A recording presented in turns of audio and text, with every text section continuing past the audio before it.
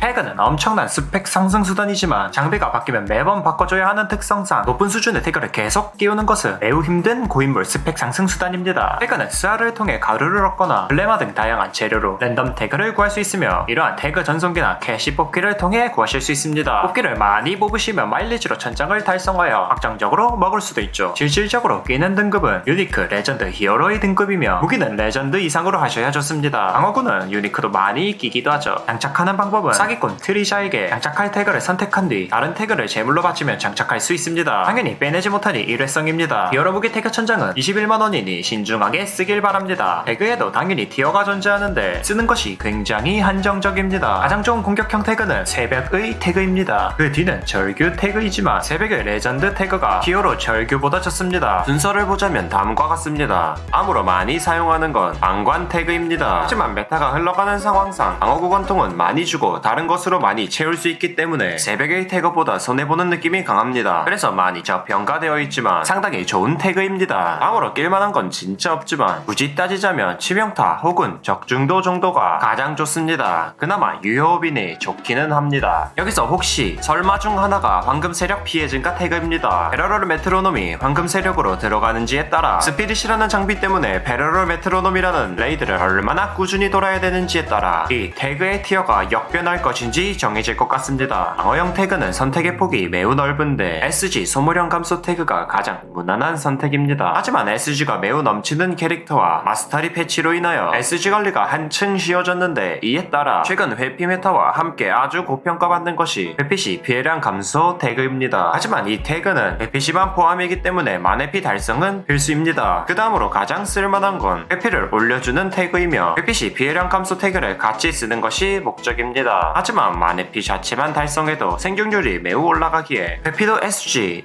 회피 GP 등 다양하게 가기도 합니다. 그 다음으론 보스 데미지 감소가 가장 쓸만하지만 수치가 조금 많이 미미하기 때문에 그리 인기가 좋지는 않습니다. 방어형 태그를 다 챙긴다는 것은 매우 고인물적 접근이기 때문에 재화가 충분하지 않으신 분들은 그리 추천드리진 않습니다. 그냥 적당히 태그 몇 개를 박는 것이 가성비가 가장 좋습니다.